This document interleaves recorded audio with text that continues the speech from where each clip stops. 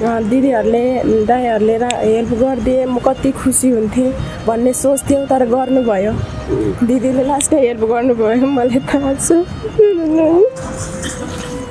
ठिक छ बहिनी नरुनुहोस् खाना चाहिँ कस्तो दिन्थ्यो तपाईँहरूलाई त्यहाँ खाना मलाई अफिसमा त्यही दाल भात मैले 3 महिनासम्म दाल भात खाएँ सब्जीहरू केही ल्याइदिँदैन थियो बस दाल कहिलेकाहीँ आलु ल्याइदिन्थ्यो आलु दाल खान्थ्यो त्यति मात्रै अरू सब्जीहरू केही ल्याइदिँदैन थियो तर अफिसको मान्छेले मलाई पिट्न चाहिँ पिटेन कि तर खाना नदिने पिट्ने चाहिँ गरेन तर कि नराम्रो व्यवहार गर्ने नराम्रो बोल्ने तर हामीसँग रिसाएर बस्ने राम्रोसँग नबोल्ने थियो तर नेपाली नै हो ऊ अफिसको मान्छे नेपाली नै तर ओमनको पनि हुनुहुन्थ्यो ओमनीले चाहिँ त्यस्तो नराम्रो भनेन तर नेपालीले चाहिँ त्यस्तो गर्थ्यो कि मेरो घरमा अब दिदी दाइ हुनुहुन्छ अब दाइ त्यति अन्नमा पनि आउनुहुन्न त्यही भएर मेरो मम्मी बुवासँग बोल्न पाएन तर लास्टै याद आउँथ्यो मम्मी बुवाको कति रुन्थेँ म मम्मी बुवालाई सम्झेर एजेन्टले अब यस्तो उस्तो भन्नुभयो होइन राम्रो काम छ ओमनमा राम्रो काम छ तिमीले गर्न सक्छौ ओमनमा राम्रो काम छ तिमीले गर्न सक्छौ तिमी जाऊ भन्नुभयो अनि हामी अब होला नि त भनेर गएको थियो तर काम राम्रो छैन रहेछ तर लास्टै गाह्रो रहेछ म दुईटा घरमा गएको थिएँ कति घन्टा काम गर्नुपर्ने रहेछ काम त त्यस्तै अब बिहान 4 बजीदेखि बेलुका 10-11 बजीसम्म गर्नुपर्थ्यो 11 बजीसम्म 11-12 बजीसम्म हुन्थ्यो बिहानको 4 बजीदेखि बेलुकाको 11 बजीसम्म रुन मन लाग्छ कि अघि तपाईँ यहाँनिर आउनु भएको थियो नि प्लेनबाट टक्क झर्दाखेरि आफ्नो नेपालको भूभागमा टेक्दाखेरि नि अनि त्योभन्दा अगाडि बढ्दै गर्दा आफ्नो दिदीको अनुहार देख्नुभयो त्यतिखेर रोइरहेको मैले देखिरहेको थिएँ हजुर अहिले त मन खुल्ला भयो होला नि अलिअलि भएको छ तर पनि अझै पनि लास्टै गाह्रो भइरहेको ओके टोलीहरुहरु पनि जान्छ न फटाफट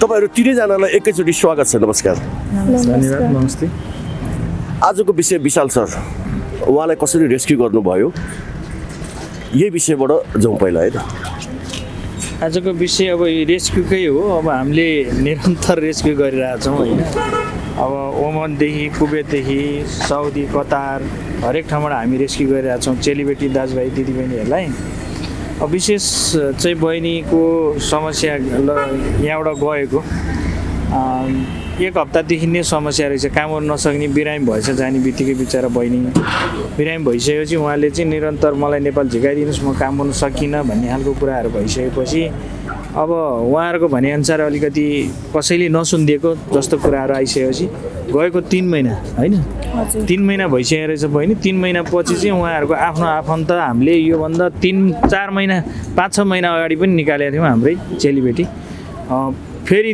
त्यो याद आयो होइन हाम्रै दाजुभाइले हाम्रै चाहिँ नेपाली दाजुभाइहरूले निकालेका थियौँ मलाई पनि निकाल्छ होला भन्ने बहिनीको चाहिँ हो भएपछि दिदीलाई उसको दिदीसँग कुरा भएछ कुरा भइसकेपछि हाम्रो रामगोले वरिष्ठ उपाध्यक्षज्यूमा यो कुराहरू आइसकेपछि समस्या रहेछ निकालिदिनु पर्यो भन्ने खालको कुरा चाहिँ हामीले पहल गरेर आज निकाल्न सफल भएको छ कति दिनपछि निकाल्न सफल हुनुभएको छ उहाँहरूको तपाईँहरूको अफिसमा उजुरी परेको कति दिनपछि ठ्याक्कै 3 दिन 4 दिन आज होइन बहिनी हजुर आज 4 दिनमा सम्भव छ निकाल्न कि तपाईँले नाटक गरेको ल्याए जस्तो लगे जस्तो गरे त होइन भन्छन् फेरि दर्शकले होइन यस्तो छ यो अहिले हामीले मिडिया मार्फत बोल्नुलाई अलिक असजिलो होला होइन असहज होला सम्भावना भन्ने कुरो चाहिँ छैन होइन सम्भावना छ तर कतिपय कुरा चाहिँ उहाँलाई निकाल्नलाई चाहिँ तुरुन्त अहिले 3-4 लाख रुपियाँ पैसा तिर्नु पर्यो 3-4 लाख रुपियाँ तिर्नुलाई चाहिँ मान्छेले अलिकति अङ्क नआएको भएर तपाईँको हप्ता दिन 15 दिन 20 दिन लाग्ने हो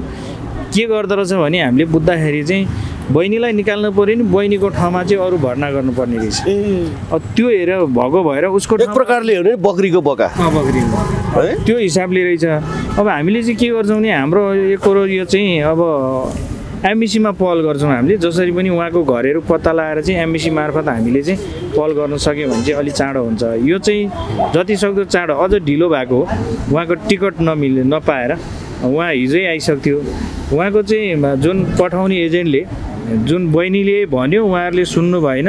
हामीले कुरा गरिसकेपछि उहाँले तुरुन्त एक्सेप्ट गरेर आफूले तिर्नुपर्ने पैसा तिरेर निकाले हो। उहाँलाई चाहिँ कति जति लगानी लागेको रहेछ निकाल्नमा चाहिँ? उहाँहरूको भनेअनुसार 3 लाख 3.5 लाख भन्नुभएको छ। अब कति गएको छ हामीलाई त्यो त ठ्याक्कै थाहा छैन, तर उहाँलाई पैसा तिरेरै हामीले ल्याएको हो भन्ने चाहिँ कुरा आएको छ। ओके, तपाईँको नाम चाहिँ के पर्यो?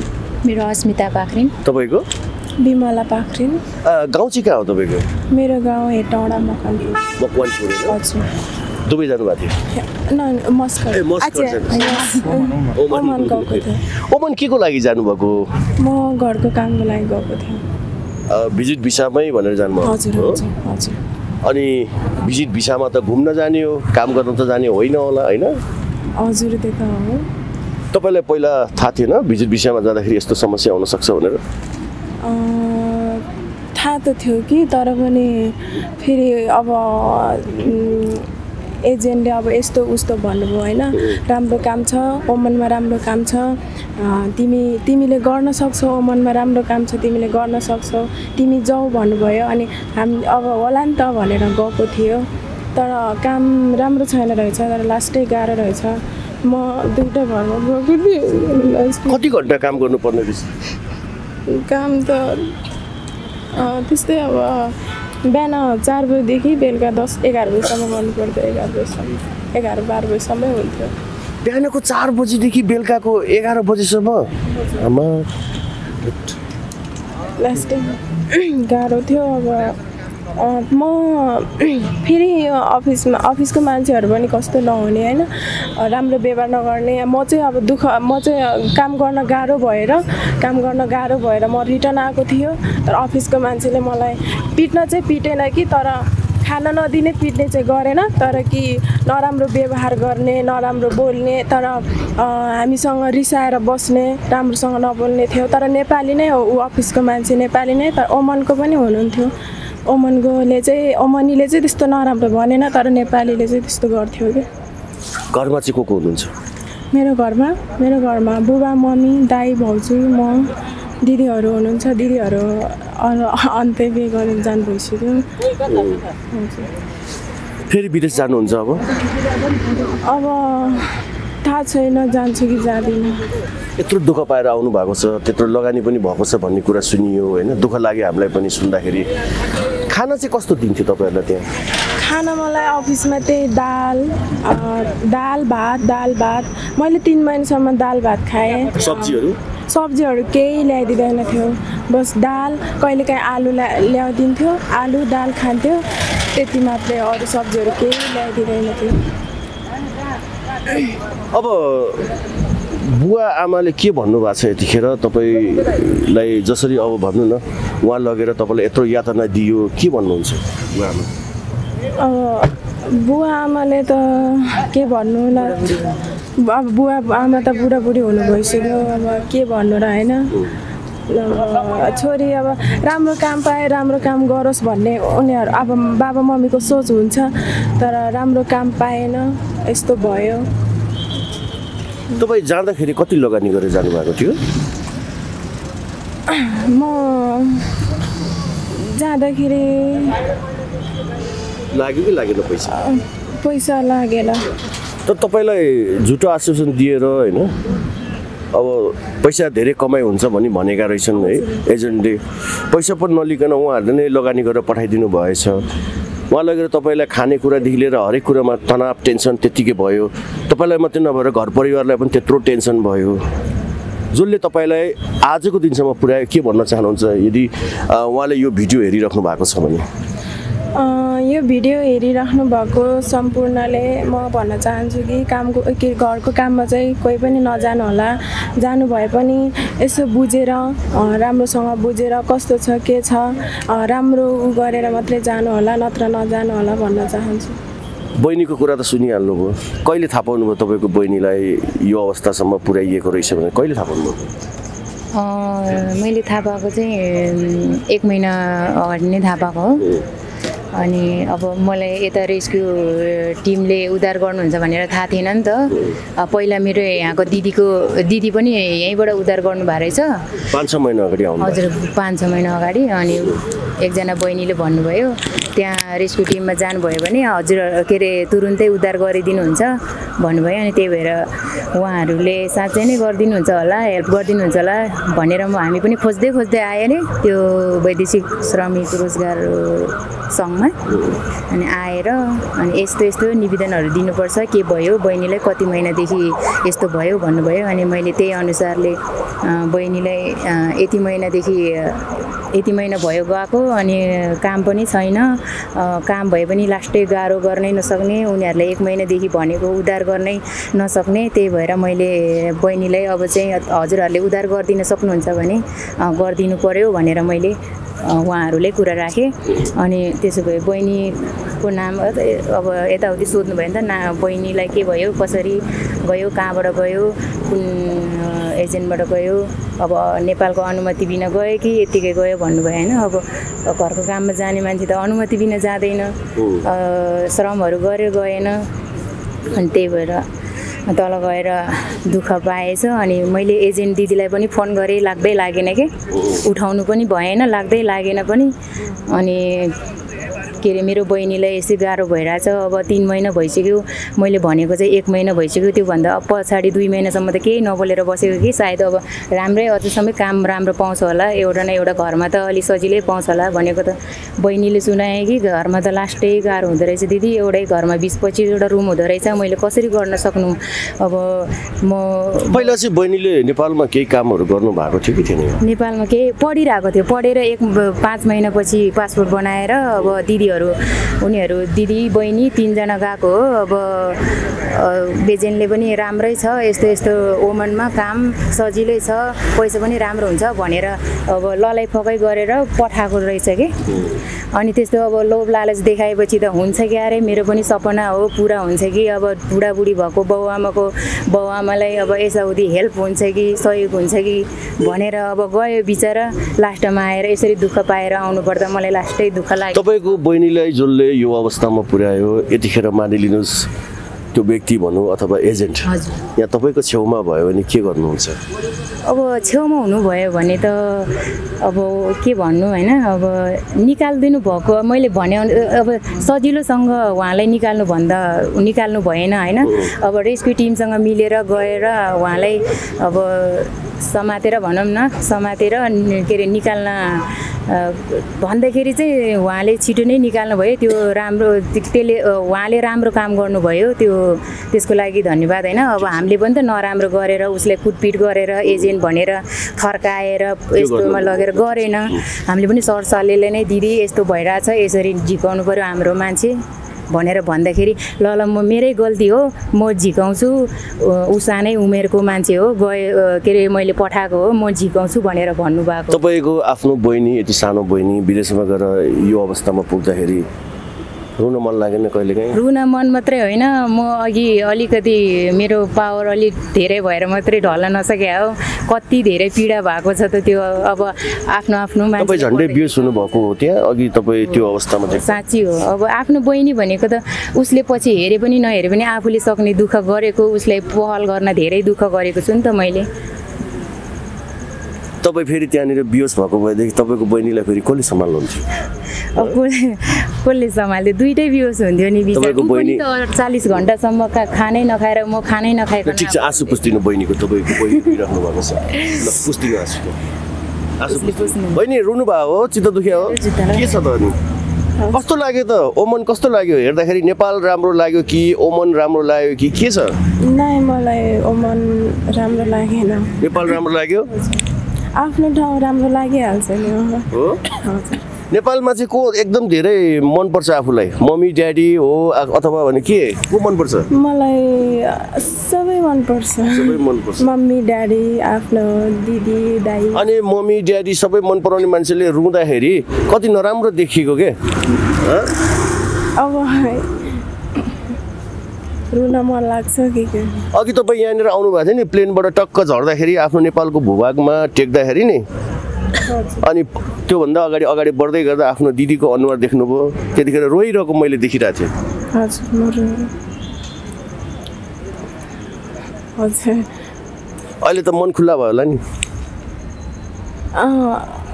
अलिअलि भएको छ तर पनि अझै पनि जस्तै गाह्रो भइरहेको पहिला तपाईँ जतिखेर उहाँ हुनुहुन्थ्यो त्यो बेला तपाईँलाई यो अवस्थामा हुनुभयो नि समस्यामा पर्नुभयो फस्नुभयो जस्तो महसुस भयो मनमा होइन कसलाई सम्झिनुहुन्थ्यो नेपालमा धेरै जसो म धेरै जसो मम्मी बुवालाई सम्झिन्थेँ मम्मी बुवासँग कुराकानी भयो दिदीहरूलाई पनि सम्झिन्थेँ के भन्नुभयो मम्मी बुवाले म ओमान गएर मम्मी बुवासँग म त्यति बोलिनँ मेरो घरमा अब दिदी दाइ हुनुहुन्छ अब दाइ त्यति अन्नमा पनि आउनुहुन्न त्यही भएर मेरो मम्मी बुवासँग बोल्न पाइनँ तर लास्टै याद आउँथ्यो मम्मी बुवाको कति रुन्थेँ म मम्मी बुवालाई सम्झेर दिदीलाई सम्झिनु भएन दिदी त यहाँ झन्डै बियोस हुनुभएको थियो कि दिदीलाई नि सम्झिन्थ्यो दिदीहरूलाई सबैलाई सम्झिन्थ्यो रुन्थ्यो एक्लै रुन्थ्यो अनि त्यहाँ साथीहरू पनि छ होइन अरू साथीहरू पनि छ अनि किन रुन्छ तिमी भन्छौ अनि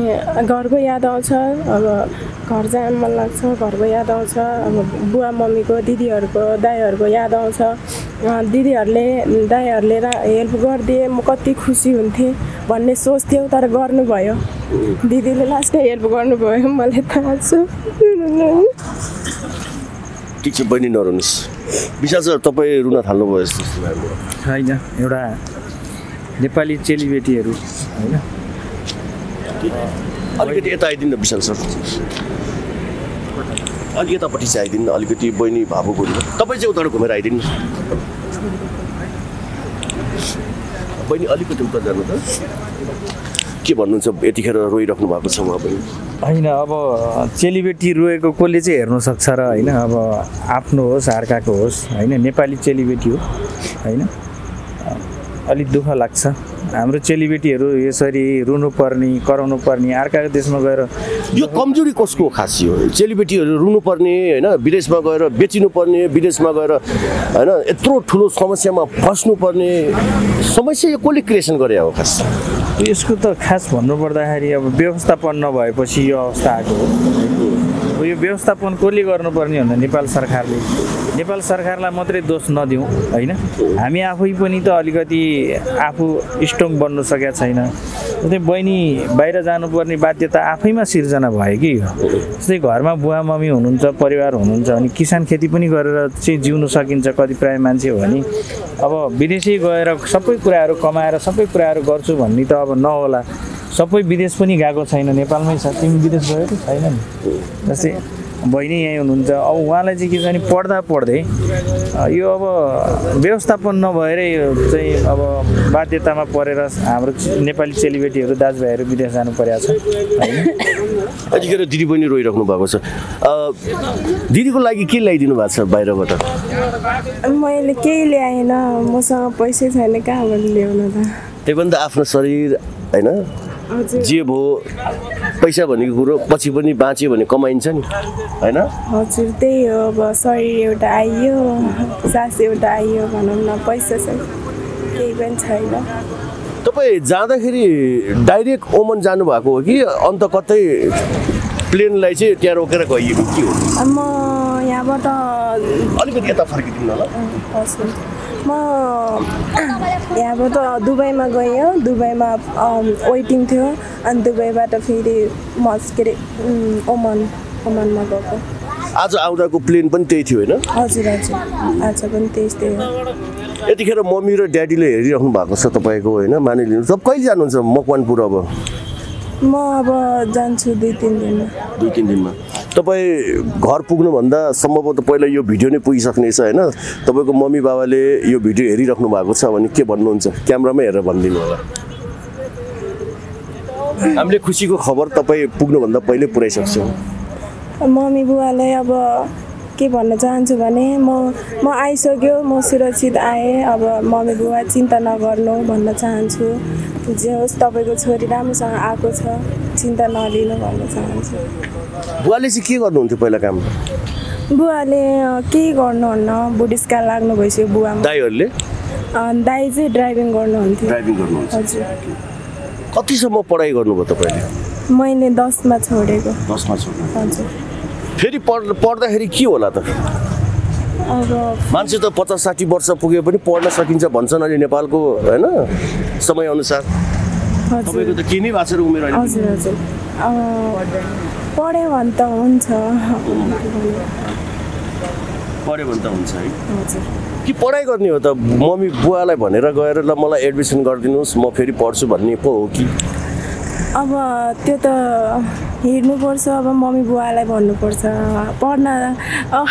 त्यतिखेर त अब त्यस्तो पढाइ अब पढ्दै छोडियो अब के भयो। पढाइ छोडे बापत तपाईँलाई कतिको खुसी हुनुहुन्छ यतिखेर? पढाइ छोडे बापत खुसी हुनुहुन्छ कि दुःख लागिरहेछ?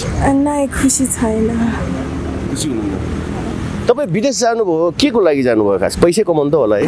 हजुर, पैसा कमाउनको लागि गएको थियो। अब त्यो पैसा कमाएर चाहिँ के गर्ने सोच्थ्यो खास? अब पैसा कमाएर त आफ्नो बुवा मम्मीले अलिअलि खुसी दिन सक्छ कि भन्ने आशमा गएको थियो। अब त्यो खुसी पनि हराएछ होइन। अब आफ्नो बुवा मम्मीले खुसी पनि दिन सकेन, त्यही हो। घरमा तपाईँको किसानीहरू पनि गरेर कतिपयले पैसा कमाएको हामीले देख्छौँ होइन? मकनपुरमा तपाईँहरूको जग्गा जमिन कृषि योग्य त्यस्तो हुन्छ नि कतिपयको छन्, तपाईँहरूको हकमा के छ? जग्गा जमिन त छ कि अब कृषि खेती गर्यो भने हुन्छ। कुखुरा पाल्ने पनि हुन्छ नि? हजुर हजुर। तर पैसाको समस्या हुन्छ नि त, पैसाको समस्या हुन्छ। हो, त्यही पैसा कमाउनु जानुभयो? हजुर हजुर। अब कृषि गर्नलाई अब त्यो व्यवसाय गर्नलाई त पैसा चाहिन्छ। अब पैसा नभएसम्म हुँदैन नि त। अब अन्तिममा छु है, अन्तिममा छु। बहिनी सक्ले आउनु भएको छ, राम्रो आउनु भएको छ, सकुशल आउनु भएको छ। बहिनीलाई के भन्नुहुन्छ तपाईँको तर्फबाट? के भन्नु त, अब राम्रैसँग आउनुभयो त्यही खुसी हो। राम्रैसँग आउनुभयो कि राम्रैसँग आयो बहिनी हो त? त्यही त, राम्रैसँग आयो आउनुभयो त्यही खुसी लाग्यो। तर बहिनीले तपाईँले माया गर्ला जस्तो लागेन? उसले माया नगरे पनि त म गर्छु नि त। मेरो बहिनीहरू भने मेरो भाइहरू भने पनि सबभन्दा धेरै माया गर्ने भनेको मैले नै हो। उनीहरूले नहेरे पनि नबोले पनि। ल बहिनीले अङ्गालो मारेर गालामा मै खाइदिनुहोस् ल। त्यस्तो त गर्दिनँ म। गरिसक्यो अघि नै मैले, अब किन यहाँ गर्नु पर्यो? बहिनीको सबैभन्दा राम्रो पक्ष के लाग्छ भन्ने छैन। हजुर, बहिनीको सबैभन्दा राम्रो पक्ष के लाग्छ? अरू भन्दा अलि सोझो नै छ कि त्यति खालको, त्यति धेरै बोल्ने खालको छैन। अब हामी जस्तो अब हामी त अलिअलि बाहिरतिर यताउति हिँडेर सबै कुराहरू जानेको हुन्छ, बुझेको हुन्छ। के गर्नुहुन्छ खास तपाईँले काठमाडौँमा चाहिँ? म काठमाडौँमा पनि बस्दिनँ। म पनि अस्ति भर्खर अब म चाहिँ अब नेपालको सरकार स्वीकृति अनुसार श्रम गरेर कतारमै गएको हो। अनि म चाहिँ आएको भर्खर 2 महिना भयो। अनि अरू त केही पनि गर्दिनँ, अहिले गाउँमै बस्छु म। अहिले यो बहिनीको लागि चाहिँ काठमाडौँ आउनुभएको? काठमाडौँ आएको। ओके, विशाल सर अन्तिममा छु, 2 शब्दमा भनिदिनुहोस् अथवा छोटो शब्दमा भनिदिनुहोस्। एउटा चाहिँ तपाईँलाई सोध्छु ल, जस्तो तपाईँ जस्तै कोही चेलीबेटी विदेश जाँदै हुनुहुन्छ भने तपाईँले के भन्न चाहनुहुन्छ उहाँहरूलाई? अब म भन्न चाहन्छु कि अरू नजानु होला, जानुभए पनि बुझेर जानु होला राम्रोसँग, त्यही भन्न चाहन्छु। नबुझिकन चाहिँ नजानु होला भन्न चाहन्छु। हुन्छ, विशाल सर अन्तिममा के भन्नुहुन्छ? म अब जाँदै अन्तिममा के भन्न चाहन्छु भने हाम्रो बहिनीले जे जस्तो ओमानमा गएर दुःख पाएको छ अरू चेलीबेटीले दुःख नपाओस् होइन। अब बिचरा मान्छे अलिकति सानै पनि छ, पढ्दै केही पैसा कमाउँ र बाआमालाई सघाउँ भनेर गएको, सपना बोकेर गएको मान्छे आज सपना टुटेर आएको छ होइन भने यो दुःख लाग्दो कुरा हो। र अर्को कुरा, बहिनी जस्तो चेलीबेटीलाई धेरैले पठाइरहनु भएको छ होइन। यदि उहाँ गएर काम गर्नु सकेन, बिरामी रोग बिमारले चाहिँ च्याप्यो होइन, त्यहाँ चाहिँ हिंसा भयो, कुटपिट भयो भने चाहिँ तुरुन्तै नेपाल ल्याउनुलाई असम्भव भन्ने चिज रहेनछ भन्ने कुराहरू पनि हामीले बुझेका छौँ। अब बहिनीबाटै पनि सिकेका छ होइन। तपाईँहरूले त्यसलाई हेलचक्राइ नगरिदिनु होला होइन। एजेन्ट साथीहरूलाई पनि म मिडिया मार्फतै भन्छु, हेलचक्राइले गर्दाखेरि आज सकुशल आएको छ मान्छे, भोलि त्यही सकुशल आउने मान्छे बाक्सामा आउने बाध्यता नबनाइदिनुहोस्। त्यसको जिम्मेवारी तपाईँहरू हुनेछ होइन, यो नेपाल सरकार हुनेछ। त्यो भएको कारणले गर्दाखेरि सबै आम हाम्रा जनताहरू पठाउने या जानेले पनि हरेक कुराहरू बुझेर जानुपर्ने हुन्छ। पठाउने मान्छे कस्तो खालको मान्छे हो, कस्तो काम गर्छ, श्रम स्वीकृति दिएको छ कि छैन होइन भन्ने खालको कुराहरू बुझेर जानुपर्छ। नि पठाउनेले पनि यतिको मान्छेले काम गर्न सक्छ कि सक्दैन, त्यहाँ गएर भोलिको दिनमा उसले घरमा काम गर्न सक्छ कि सक्दैन भनेर बुझेर पठाउनु होला। पहिलो कुरो पठाउँदै नपठाउनुहोस् घरेलु काममा होइन, यो श्रम नगरिकन गरेको कामलाई इलिगल भन्छ, इलिगल काममा नपठाउनुहोस्, यो हाम्रो अनुरोध। यदि तपाईँहरूले पठाएको खण्डमा हामीले तपाईँहरूलाई पठाउँदै कोही चेलीबेटी पठाउँदै गरेको खण्डमा हामीले भेट्यौँ भने पनि तपाईँहरूलाई कारबाही गर्नेछौँ भन्दै अब जतिजनाले हेर्नु भएको छ यो भिडियोलाई तपाईँहरूले चाहिँ मध्यनजर राख्नुहोला। विशेष हाम्रो यो वैदेशिक रोजगार उद्धार समिति सङ्घ नेपालको टिमलाई र मिडियाकर्मी साथीहरूलाई मानव विज्ञानको टिमलाई नै धन्यवाद दिँदै म छुट्न चाहन्छु। हुन्छ, तपाईँको आउँदो जीवन राम्रो होस्, सफल होस्, सुखी होस्। धेरै पैसा कमाउने तपाईँको सपना एक दिन अवश्य पुरा हुन्छ, तर पढ्नु चाहिँ पढ्नुहोस् है। र दर्शकबिन भिडियोलाई अन्तिमसम्म हेरेर साथ दिनुभएकोमा धेरै धेरै धन्यवाद दिन चाहन्छु। र तपाईँको टिम वैदेशिक रोजगार उद्धार श्रमिक सङ्घको होल इन्टायर टिमलाई चाहिँ हामी पनि शुभकामना सहित आजको भिडियोबाट बिदा चाहन्छु। हस् त, धन्यवाद।